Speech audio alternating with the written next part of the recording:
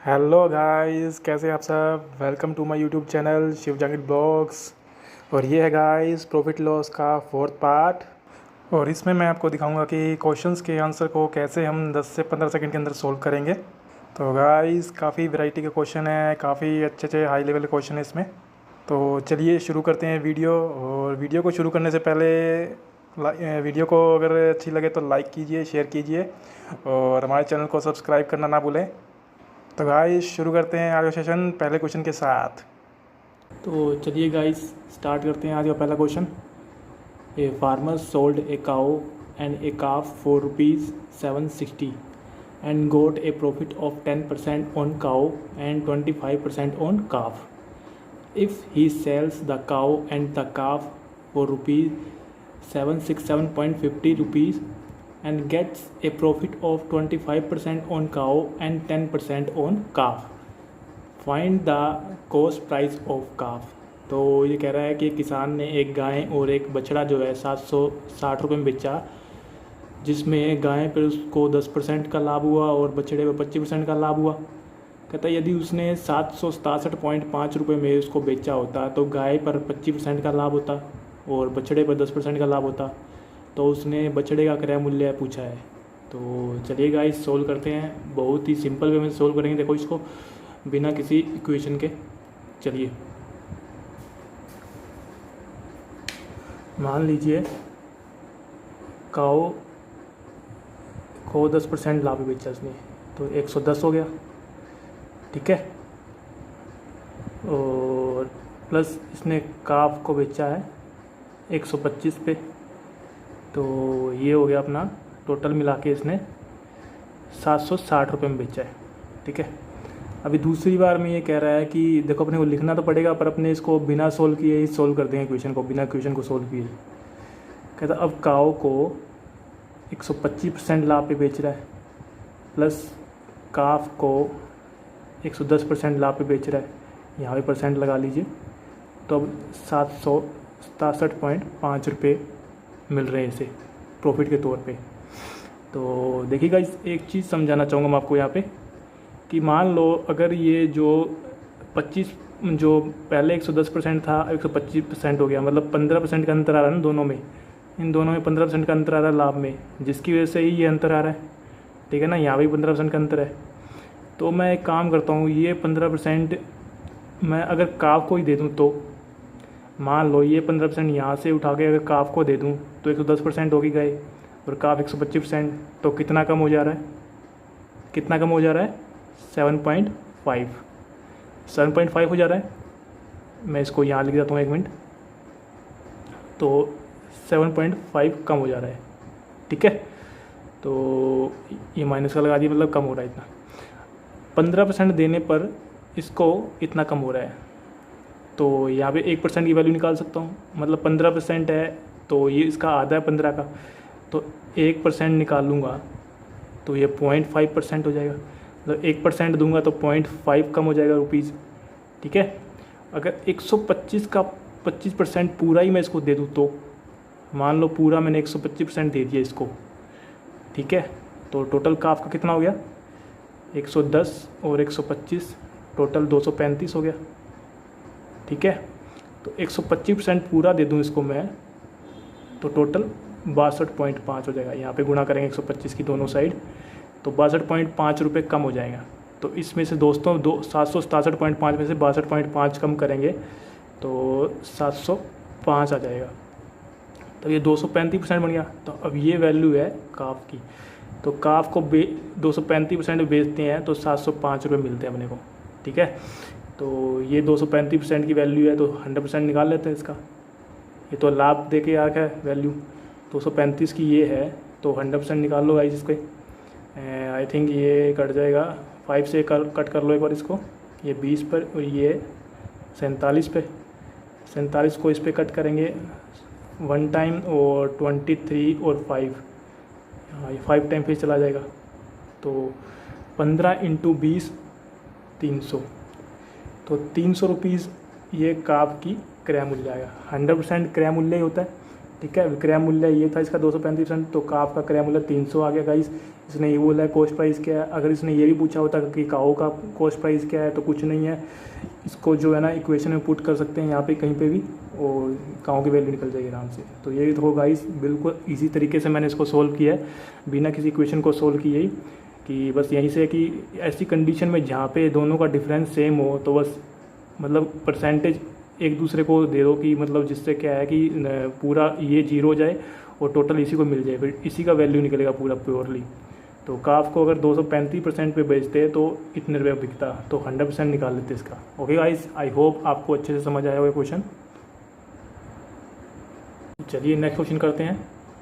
Man buys 5 horses and 7 oxen for rupees 5,850 rupees.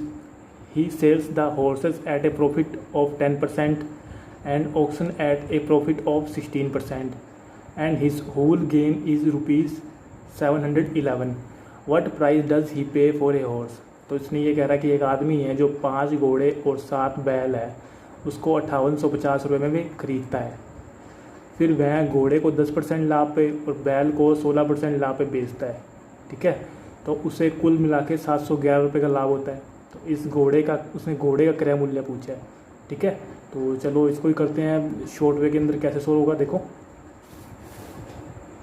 तो मान लो पहले जो खरीद के लाया था 5 हॉर्स प्लस 7 ऑक्सन बैल थे, जो ये टोटल अपने को मिल गए थे 5850 रुपये में, ठीक है ना।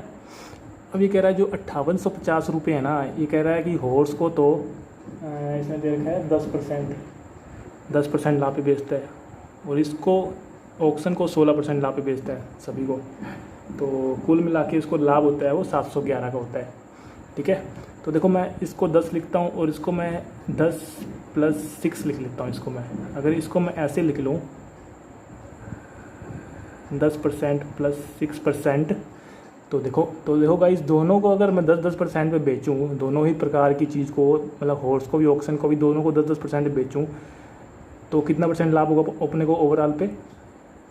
5850 का 10% 585 रुपीज़ हो गया, ठीक है ना। पर उसने एक्चुअल में कितना लाभ बता रखा है? 711 दे रखा है। अब 711 मतलब 711 कितना ज़्यादा है 585 से, ये चेक कर लेते हैं। देखो इसमें से चला जाएगा तो ये 6 आ गया, ये 2 आ गया और यहाँ पे 1 आ गया। तो देखो ये इतना ज़्यादा है। ये इतना ज़्यादा क्यों है? क्योंकि जो 6% है ना वो बैल का ज़्यादा है, ठीक है ना। तो वही इसकी वैल्यू ये निकल के आई है। तो 6% की वैल्यू ये निकल के आ गई। तो 6% की वैल्यू ये निकल के आ गई। तो 100% की वैल्यू क्या निकल के आ गई यहाँ पे?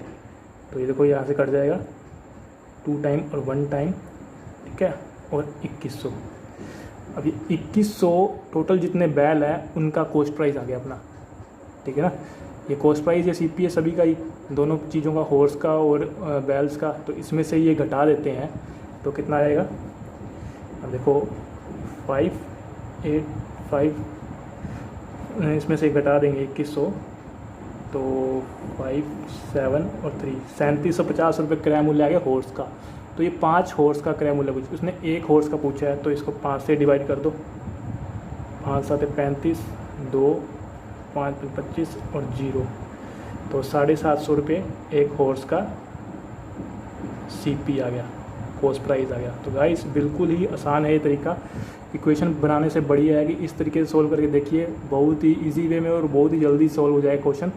आई होप आपको ये भी बहुत अच्छे से समझ में आएगा। तो चलिए गाइस अगले क्वेश्चन पे चलते हैं। Next question, if a man decreases SP of a fan from ₹400 to ₹380, then his losses increase by 20%, find CP of fan. कहता है कि यदि आदमी एक पंखे का विक्रय मूल्य 400 से घटाकर 380 कर देता है तो उसकी हानि 20% बढ़ जाती है। तो पंखे का क्रय मूल्य पूछा इसने, तो देखो उसने 20% बढ़ जाती है हानि। तो मान लो पहले जो लॉस जो था वो 100% था अपने आप में, लॉस पहले अपने आप में 100% था, अब 20% बढ़ गया था, अब लॉस 120% हो गया। जो पहले वाला था उसका 20% हो गया। तो इनका देखो फैक्टर क्या है, 5 और 6 के फॉर्म में आ जाएगा, ठीक है ना। पहले हानि मतलब 5 हो रही थी, अब हानि 6 हो रही है, मतलब बढ़ गई, कितनी बढ़ गई, 1 बढ़ गई। तो पहले 400 था, 400 में बिक रहा था, अब वो 380 में बिक रहा है। कितने कम में बिक रहा है, 20 रुपये में कम बिक रहा है। तो एक की वैल्यू कितनी है, 20 है। तो पहले वाला निकालना है, तो 5 की वैल्यू कितनी हो जाएगी, 20 इंटू 5 100 हो जाएगा। ये पहले वाली हानि आ गई अपनी, हानि के कंपैरिजन चल रहा है ना, तो पहली वाली हानि आ गई। तो अगर हानि हो रही है, अगर विक्रय मूल्य 400 है तो कॉस्ट प्राइस तो ज़्यादा ही होगा ना, तभी तो हानि हो रही है, तो ये इसमें जुड़ जाएगा विक्रय मूल्य में। तो टोटल 500 आ गया। और यही इसने सीपी पूछी है फ़ैन की प्राइस। देखो कितना आसान तरीके से जल्दी जल्दी हमने सोल्व कर दिया। ये सिंपल सा क्वेश्चन था, बस थोड़ा सा आपको मैंने मेथड दिखाना था कि किस हिसाब से अपने को सोल्व करना चाहिए जल्दी जल्दी। ओके गाइस, चलो नेक्स्ट क्वेश्चन करते हैं। A T producer mixed 2 types of T, first of 18 rupees per kg and second of 20 rupees per kg in ratio 5:3 and sold the mixture at the rate of 21 rupees per kg. Find his profit. तो उसने ये कह रहा है कि चाय का एक उत्पादक जो चाय बगानों की 2 प्रकार की चाय है, ठीक है ना, उसमें मतलब 2 प्रकार की चाय है। तो एक को 18 रुपये प्रति किलोग्राम वाली एक तो, और दूसरी 20 रुपये प्रति किलोग्राम वाली है। उसको 5 और 3 के अनुपात में एक मिक्सचर तैयार करता है और उसको उस मिक्सचर को 21 रुपये प्रति किलोग्राम के भाव से बेच देता है। तो उसने लाभ पूछा है, 21 में बेचता है। तो ये मतलब जो 5:3 है, जो एक मतलब क्वांटिटी है, मतलब इतना केजी मान लो चाहे कुछ ही मान लो, ठीक है गाइस। तो देखो हम इस पर एलिगेशन लगा सकते हैं, एलिगेशन से जो जल्दी सॉल्व होता है, थोड़ा सा एलिगेशन सॉल्व करके दिखाता हूँ आपको मैं एक बार। तो एक प्रकार की जो चाय है वो तो है 18 रुपीज़ पर केजी, ठीक है,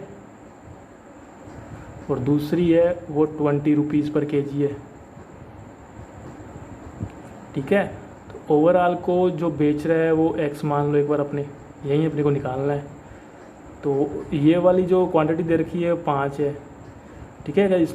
तो रेट का कंपैरिजन करते हैं इसमें, तो क्वांटिटी निकल के आती है और इसका है 3। तो अब आपको एक चीज़ समझनी पड़ेगी कि जो यहाँ पे डिफरेंस होता है ना, जो डिफरेंस होता है, इसी डिफरेंस को इन दो क्वांटिटी को बांटते हैं रेशो में। मतलब इन दोनों का जो सम होगा ना, इन रेशो का जो सम होगा वही इसका डिफरेंस होता है, ठीक है। हमेशा एलिगेशन में यही होता है कि इनका जो डिफरेंस होता है उसी डिफरेंस को इन रेशो के अंदर बांटा जाता है यहाँ पे, ठीक है ना। तो डिफरेंस यहाँ पे 2 है, तो टोटल क्वांटिटी 5 और 3 8 हो गई। अब ये पोर्शन निकालना, तो यहाँ से 5 से मल्टीप्लाई करो, 5 10/8 हो गया। और ये निकालना है तो यहाँ पे 3 का मल्टीप्लाई कर दो, तो 6/8 हो गया ये, ठीक है ना। अब ये ओरिजिनल अपने पास पार्ट निकल आया है, ठीक है ना।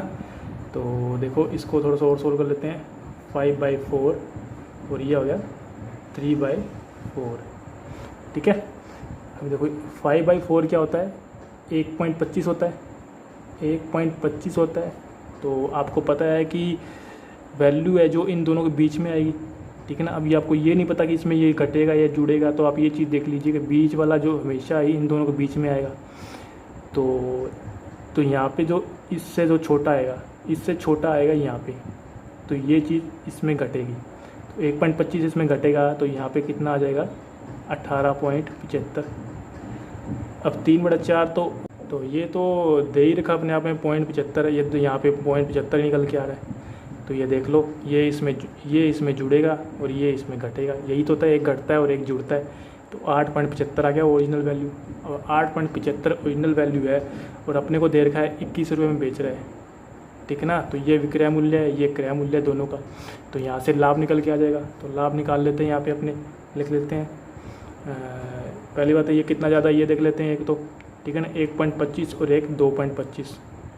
2.25 ज़्यादा है 18.75 पे। तो यहाँ से परसेंट निकाल लेते हैं, कितना लाभ हो रहा है इसको। आई थिंक इसने लाभ ही पूछा होगा कि कितना % लाभ हो रहा है। हाँ जी, लाभ पूछा इसमें। तो देखो ये 25 से पहले कट कर लेते हैं इसको, 7 टाइम, और ये 25 से 7 टाइम चला जाएगा, और ये 5 टाइम, ये 25 में 225 होता है, और ये 3 टाइम चला जाएगा, और ये 4 टाइम, और ये 3, और ये टोटल 12।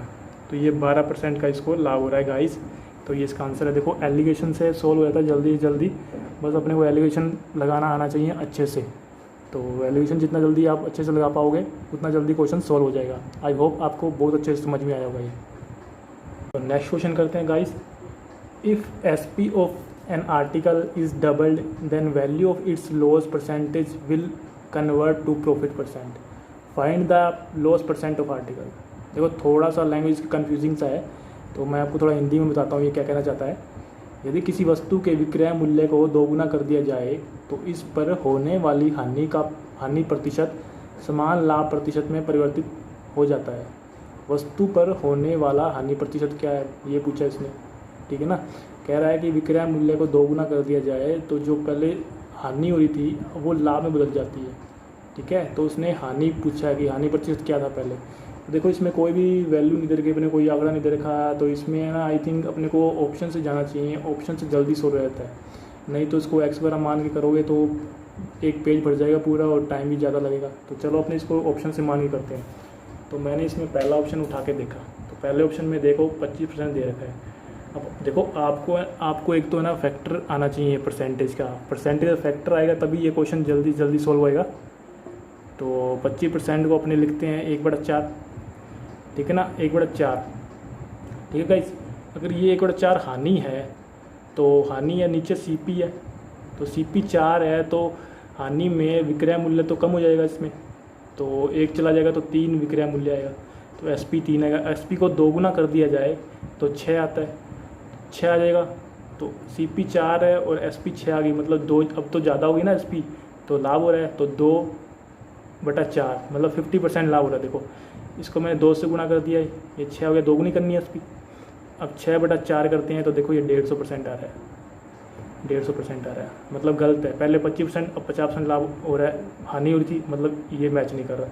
चलो दूसरा ऑप्शन उठाते हैं इसमें।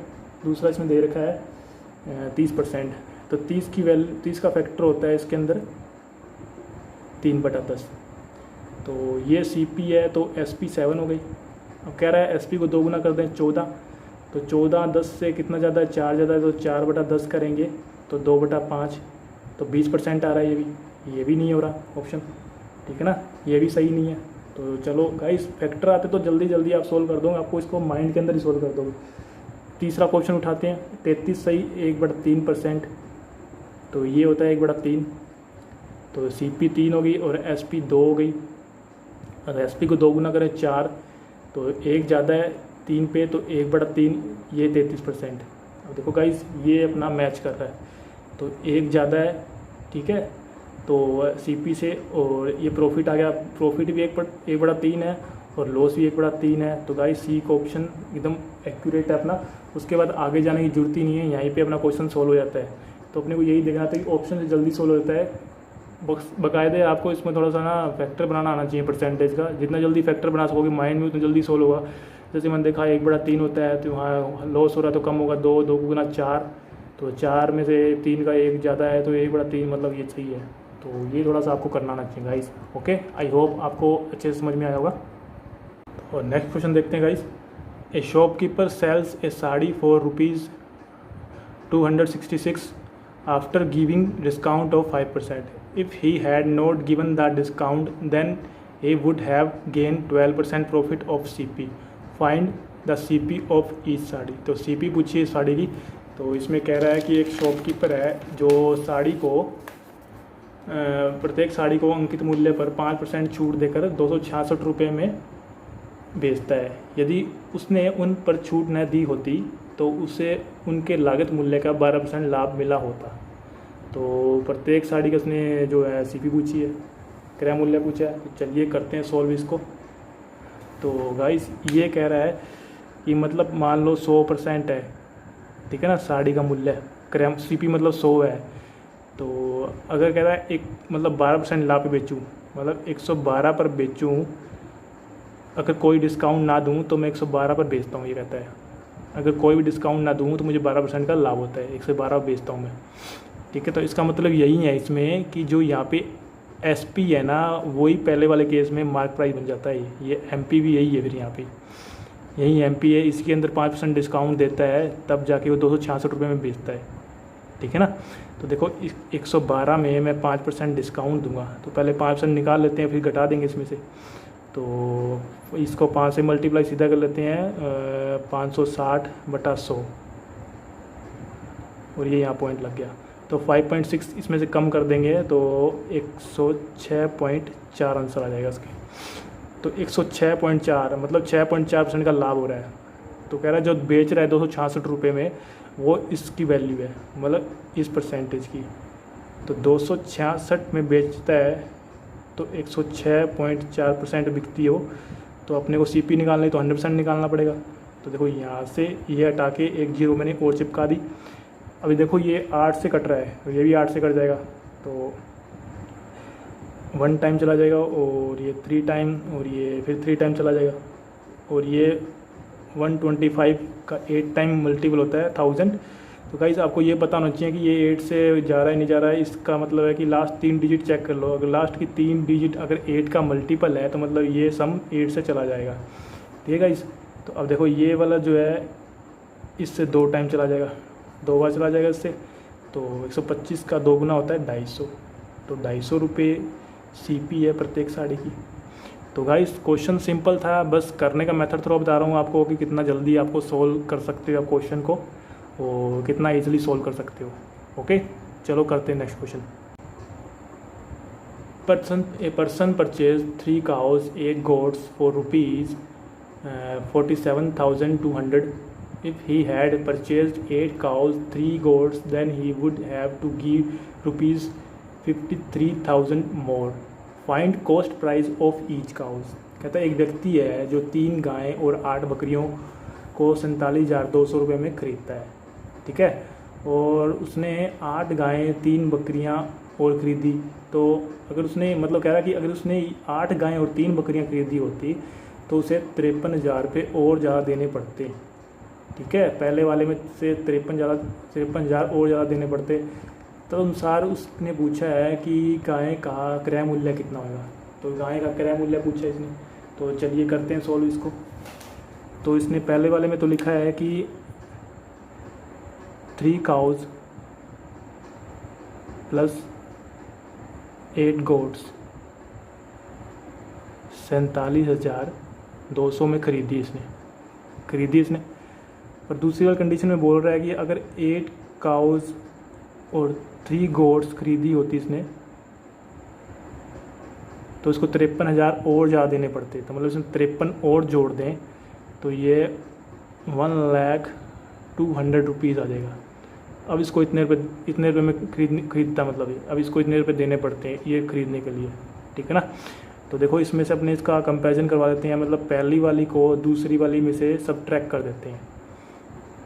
तो पहली को दूसरी में सबट्रैक्ट करेंगे तो 5 cows माइनस का आ जाएगा 5 goats, और ये पता ही है जब डिफरेंस 53 आ जाएगा तो वापस वही आ जाएगा, 53,000 ही आ जाएगा इसमें। तो ठीक है गाइस।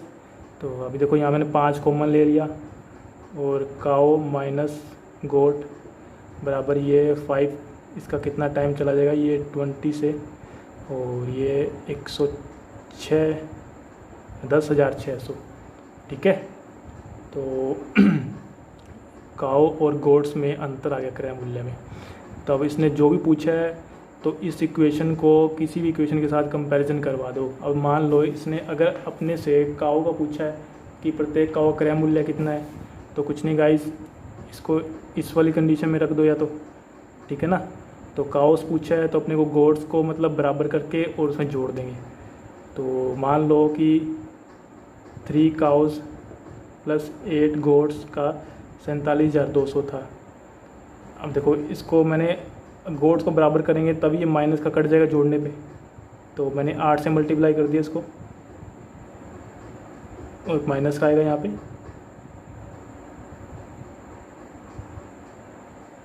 8 गोट, इसको 8 से मल्टीप्लाई कर लेंगे। ठीक है इस, तो अब इसको जोड़ देंगे तो ये देखो, अब दोनों क्वेश्चन को जोड़ेंगे तो ये कट हो जाएगा, और ये 11 काउज आएगा यहाँ पे, 11 काउज, और इसको जोड़ लेंगे 7 4 11 और एक 12, 8 4 12 और एक 13। तो देखो ये इसका 12 टाइम चला जाता है, ये 12,000 रुपये। तो ये सीपी निकल गई एक काऊ की। तो भाई इस तरह से सोल्व कीजिए, बहुत जल्दी सोल्व होता है। तो यहाँ से मैंने इसकी सीपी निकाल दी काऊ की। ओके, तो अगला क्वेश्चन देखिए। A sells a scooter price ₹36,000. He gives a discount of 8% on the first ₹20,000 and 5% on the next ₹10,000. How much discount can he offered on the remaining ₹6,000 if he is to get as much as when 7% discount is allowed on the total? तो ये कह रहा है कि एक व्यक्ति अगर 36,000 रुपये में मतलब एक स्कूटर को बेचता है, तो कहता है अगर यदि वह पहले 20,000 को 8% डिस्काउंट पर बेचे, और 8% डिस्काउंट बेचे, और अगले 10,000 को 5% डिस्काउंट पे बेच दे, तो शेष राशि को कितने % डिस्काउंट पे बेचे कि कुल मिला के उसको ओवरऑल पर 7% डिस्काउंट पर बेचे। ठीक है, तो मतलब कह रहा है अगर ओवरऑल को 7% डिस्काउंट बेचे तो बची हुई राशि 6,000 है, उसको किस डिस्काउंट पे बेचना चाहिए अपने को। तो देखो इसको मैं आपको पहले जो लास्ट वीडियो में अपने करके दिखाया था क्वेश्चन, उसी टेबल मेथड से करके दिखाऊंगा मैं इसको। तो उसने 36,000 में बेचा मान लो, तो 36,000 में बेचा है, तो 36 स्केल की मैंने 1000 मतलब। तो मैं इसके पार्ट्स बना लेता हूँ मतलब। तो पहले 20K को इसने 8% पे बेचा, फिर 10K को इसने 5% बेचा, अब बचा हुआ 6K है, ये अपने को निकालना है, और ओवरऑल 36K को इसने 7% बेचा। तो देखो मैंने इसको पिछले क्वेश्चन में ऐसे क्वेश्चन एक किया था टेबल बना के, इसको ही सोल्व करते हैं, उससे मतलब बहुत जल्दी निकल जाता है। नहीं तो आपको कैलकुलेशन करनी मतलब कैलकुलेशन ज़्यादा रहती है इसके अंदर। अगर गाइस इसमें परसेंटेज पूछा है तो कोई दिक्कत नहीं है, अपने इसको इस फॉर्म में कर सकते हैं और वैल्यू कुछ भी मान सकते हैं, कोई दिक्कत नहीं है। अपने 20,000 की बजाय 20 मान लिया, 10,000 की 10 मान लिया, और 6,000 का जगह 6 मान लिया, 36,000 की जगह 36 मान लिया। तो मान लिया 20 मान लिया मैंने, तो इसको 8 से मल्टीप्लाई करूँगा तो 160 आ जाएगा। अब 10 है, इसको 5 से मल्टीप्लाई करूँगा तो 50 आ जाएगा। अब बचा हुआ 6 पार्ट है, इसको किस से गुणा करूँ, ठीक है, यहाँ पे जो वैल्यू आएगी। ओवरऑल 36 है, इसका 7 दे रखा है, 7% डिस्काउंट है, तो 36 साते कितना होता है, आई थिंक 252 होता है। ठीक है, देखो इनका सम होता है ना, वो आता है यहाँ पे। अब देखो यहाँ पे कितना लिखूँ कि इन तीनों का सम ये आ जाए, तो इन दोनों को जोड़ के इसमें से घटा लेते हैं। तो ये 210 हो गया दोनों का जोड़, और इसमें से घटाएंगे तो 42 आ जाएगा। अब देखो यहाँ पे क्या रखूँगे, इसके साथ मल्टीप्लाई करने पर 42 आ जाए। तो यहाँ पे गाइस मुझे दिख रहा है कि 7 रख दूँ तो 7 × 42, तो 42 आ जाएगा आंसर।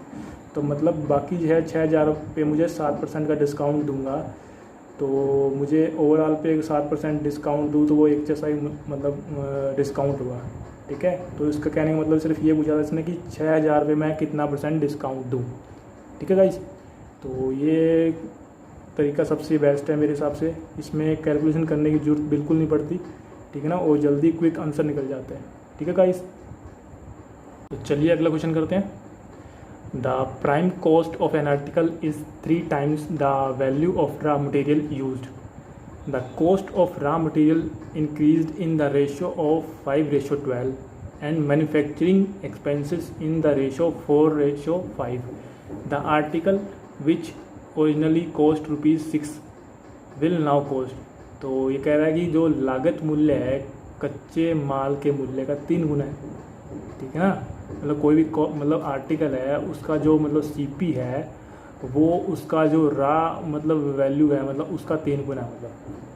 और यदि कच्चा माल उत्पादन मूल्य क्रमशः कच्चा माल उत्पादन मूल्य क्रमशः 5:12 और 4:5 के अनुपात में बढ़ते हैं।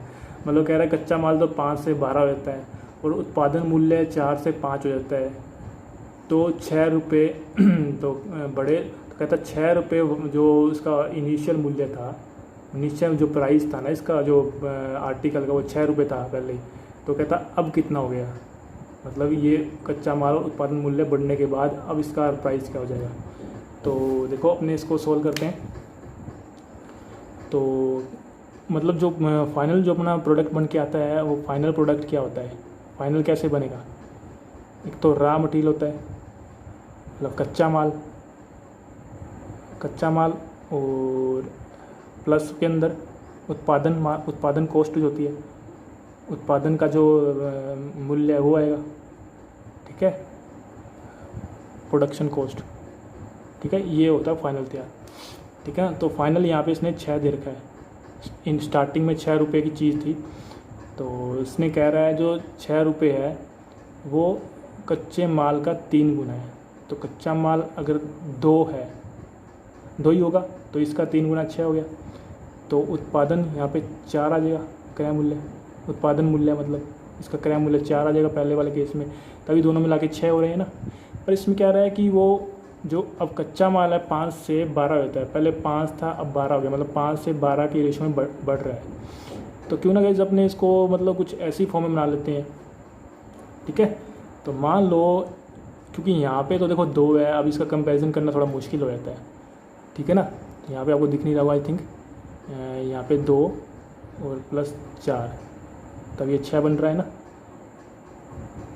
तो देखो अब अपने ना एक काम करते हैं, इसको कंपैरिजन कराने से बढ़िया है अपने को 5 ही मान लेते कच्चा माल, एक बारी के लिए अपने 5 मान लेते हैं। इसका 3 गुना 15, फाइनल प्रोडक्ट इसका 3 गुना ही दे रखा है, तो उत्पादन मूल्य कितना आ जाएगा 10। अब देखो ये कह रहा है कि कच्चा माल 5 से 12 हो रहा है, अब दूसरी कंडीशन में अब ये 12 हो गया, ठीक है, 12 हो गया। तो और उसमें ये 4 से 5 हो रहा है, ये 4 से 5 हो रहा है, तो ये मान लो 10 जो है ये 4 की वैल्यू, अब ये 5 हो रहा है तो 5 निकाल लेंगे, ये 2.5 टाइम चला जाएगा इससे, और 2.5 का 5 टाइम्स 12.5, अब इन दोनों का सम आ जाएगा 24.5, ठीक है। तो अपने हिसाब से तो पहले वाला मूल्य 15 है और अब इतना आ रहा है, पर एक्चुअल में 6 है पहले वाला, तो कंपैरिजन अब यहाँ पे करवा देते हैं हमने। तो जो 6 है वो 15 की वैल्यू है, तो 24.5 की वैल्यू यहाँ से निकल जाएगी आराम से। तो देखो इसको कंपैरिजन करवाते हैं, 5 से ये 3 टाइम चला जाएगा, और ये 5 से 4 और ये 9, 4.9 आ गया यहाँ पे गाइस। तो ये 3 का इसका 2 टाइम चला जाएगा, और ये कितना आ गया 9.8, तो ये 9.8 रुपीज़ इसका फाइनल प्रोडक्ट आ गया। अब बढ़ने के बाद इसका 9.8 रुपये में ये बिक रहा है। देखो गाइस इस तरीके से सोल्व करते हैं तो कितना जल्दी सोल्व हो जाता है, ठीक है ना। अगर इस तरीके से सोल्व करेंगे अपने तो इसमें काफ़ी टाइम लग जाता है अपना, ठीक है ना। तो अपने को थोड़ा सा स्मार्ट वे में करना है ताकि क्वेश्चन जल्दी आंसर्स निकल जाए उसका। ओके गाइस, आप तो नेक्स्ट क्वेश्चन देखते हैं। A trader sells 20 kg of sugar at ₹400.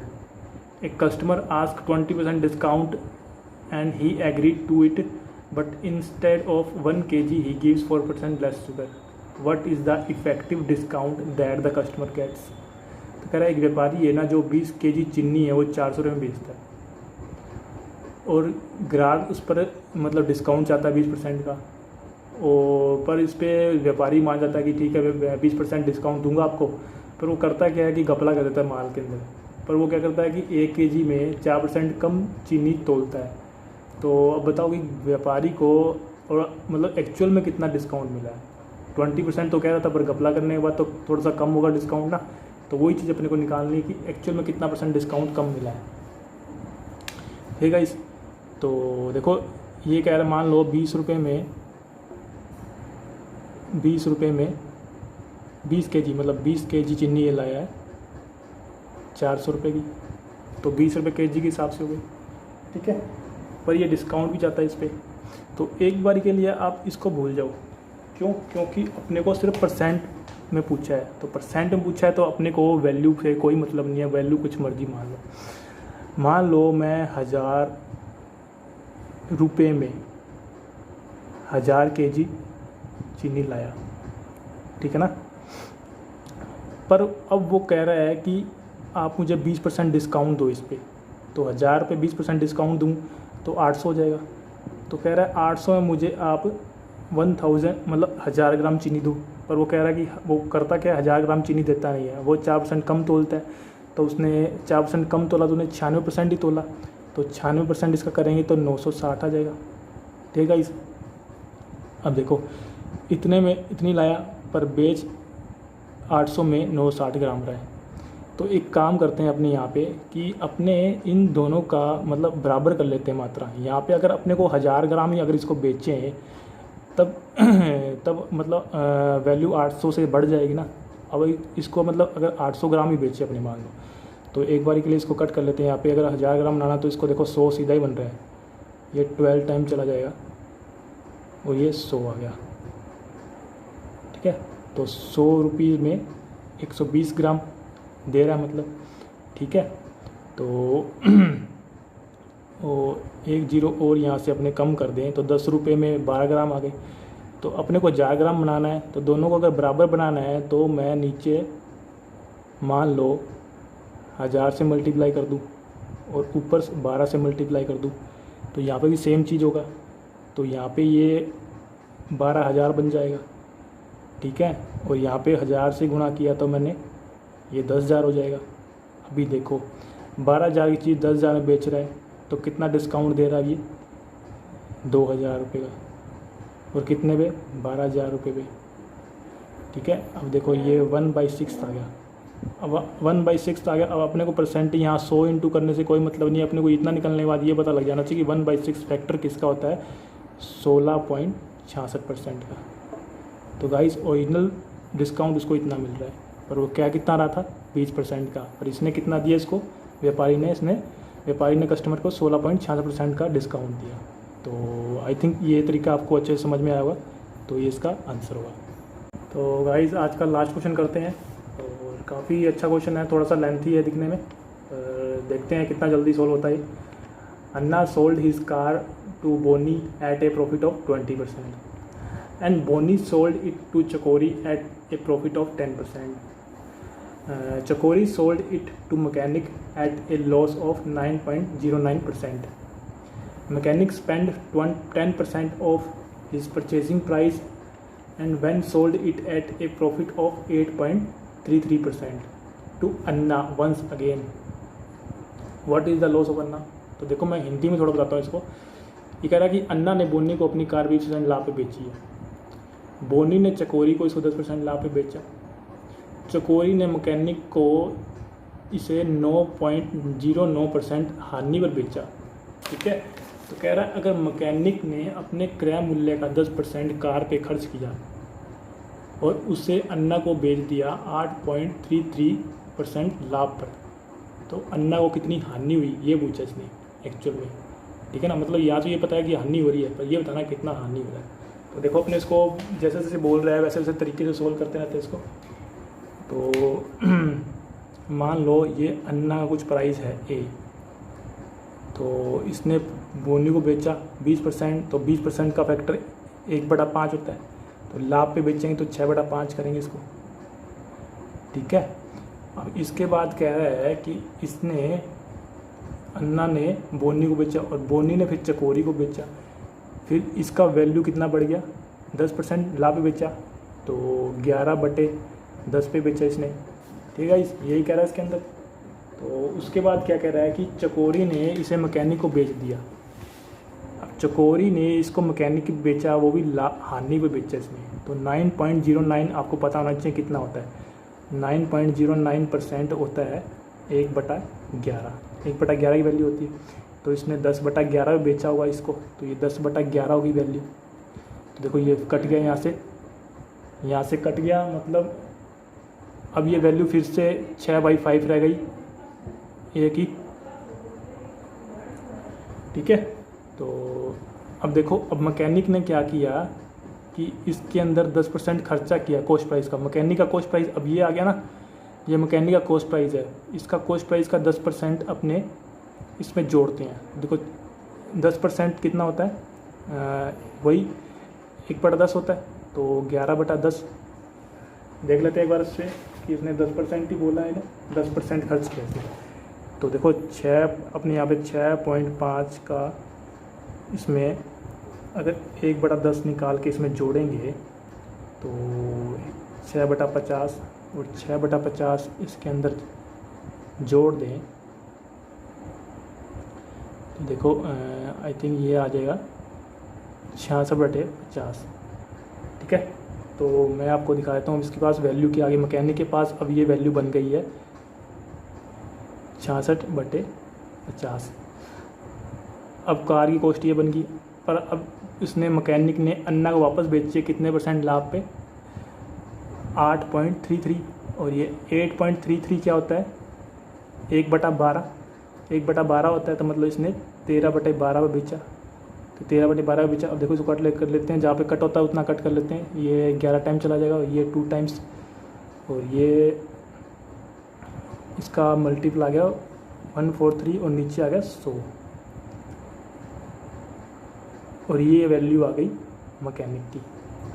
ठीक है, तो ये वैल्यू आ गई मैकेनिक को। ठीक है, तो अब कह रहा है कि अब मैकेनिक को लाभ, अब मैकेनिक इतने पे बेच देता है अन्ना को, तो अन्ना को बेच देता है इतने पर, तो कितने लाभ हो रहा है, 43% का। ये देखो यहाँ पे 100 पे आ रहा है, तो 100 पे जो भी वैल्यू आएगी ना वो लाभ ही होगा एक्चुअल में। तो 143 आ रहा है, तो मतलब 43% की लाभ हो रहा है यहाँ पे। नीचे 100 मतलब परसेंट में ही दे रखा है, ये 43% का लाभ हो रहा है एक्चुअल में इसको, अगर वो अन्ना को बेचे। पर अन्ना ने स्टार्टिंग में कितने में बेची थी वो चीज़, 20% लाभ पे, और वही चीज़ इसको आ रही है 43% बढ़ के, तो कितने का लॉस हो रहा है, 23% का लॉस हो रहा है इसको। तो अन्ना को 23% का लॉस हो रहा है। तो देखो इस तरीके से सोल्व करेंगे तो जल्दी सोल्व हो जाएगा, नहीं तो इसमें काफ़ी कंफ्यूजिंग है ये। ठीक है ना गाइस, तो इसको टाइम लग जाता है सोल्व करने में, तो इस तरीके से सोल्व कीजिए। तो ये जो स्टार्टिंग वाली वैल्यू थी उसको साथ में लेके चलते रहें, तो यहाँ पर अपना ऑप्शन आराम से ईजिली निकल जाए। और जरूर कोशिश करो कि नीचे 100 बनाने की, ताकि अपने जो फिर 100 बन गया ना एक बार, तो ऊपर जो वैल्यू आएगी वो फिर ओरिजिनल मतलब सीधा परसेंटेज निकल के आएगा। ओके गाइस, तो ये था आज का आखिरी क्वेश्चन, और आई होप आपको ये सेशन काफ़ी अच्छा लगा होगा। तो गाइस मिलते हैं अगले सेशन में। Okay, take care, bye bye. तो गाइस कैसा लगा आपको सेशन, वीडियो को लाइक और कमेंट करके ज़रूर बताएं हमें, और जल्द ही हम प्रॉफिट लॉस के अगले पार्ट में मिलेंगे, और अगले सेशन में हम प्रॉफिट लॉस को कंप्लीट कर लेंगे। तो गाइस प्लीज़ वीडियो अच्छी लगे तो लाइक कीजिए, शेयर कीजिए, और चैनल को सब्सक्राइब करना बिल्कुल ना भूलें। तो मिलते हैं अगले सेशन में। Okay, take care.